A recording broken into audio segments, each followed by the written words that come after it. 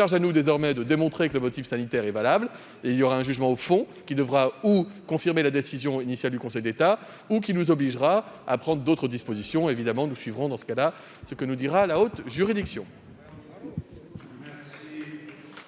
Monsieur le ministre. Oui, monsieur le député. Merci, monsieur le ministre. À rebours de toutes les politiques européennes, voilà quelle est votre position. Il faudra un jour se poser la bonne question. La parole est à madame Geneviève Lévy.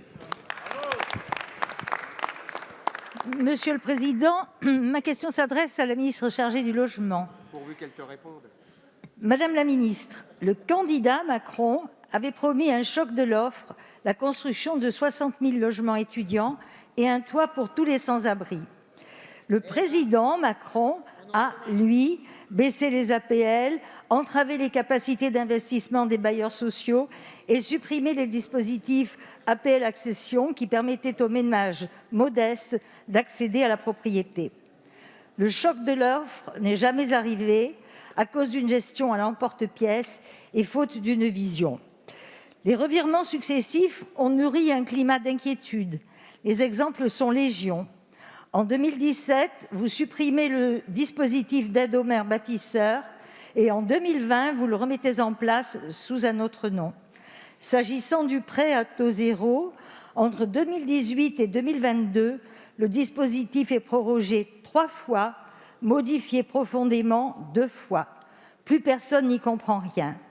Pire, Madame la Ministre, les rabots fiscaux n'ont jamais fait une politique.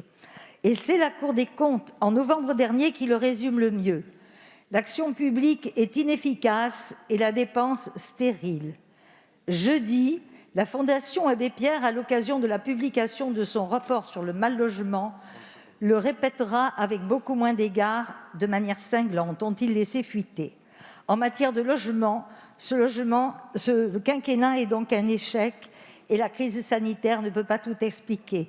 Bien qu'on dépense pour la politique du logement 37,6 milliards et 3 fois plus que la moyenne européenne, la dépense du logement restant à la charge des ménages français demeure la plus élevée en Union européenne et surtout elle croît plus vite. Alors c'est simple, soyez pragmatiques, arrêtez d'alourdir les réglementations et laissez les professionnels construire les 500 000 logements mensuels.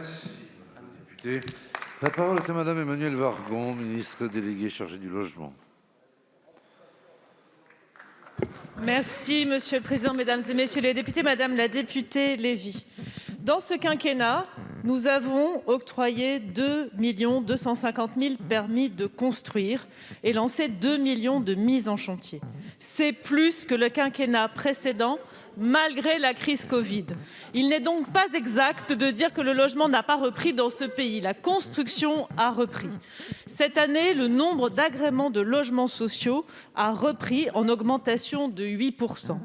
Cette année, nous avons ouvert 40 000 places d'hébergement supplémentaires qui permet à 300 000 Français qui étaient à la rue ou dans des structures d'hébergement d'avoir eu accès au logement dans cette politique de logement d'abord soutenue par les associations et par la même Fondation Abbé Pierre dont vous parlez aujourd'hui, de leur donner un accès au logement. Alors non, le mal-logement n'est pas une fatalité, c'est un fléau certes contre lequel nous luttons tous les jours avec des résultats. Nous continuons à développer le logement intermédiaire qui avait périclité dans les années précédentes. Nous continuons à soutenir le logement abordable avec une nouvelle aide fiscale relancée cette année qui s'appelle Locavantage et qui permettra aux propriétaires bailleurs privés de mettre sur le marché des logements avec des loyers plus bas. Nous continuons à soutenir l'accession à la propriété avec un prêt à taux zéro qui reste efficace et qui permet aux ménages de se loger.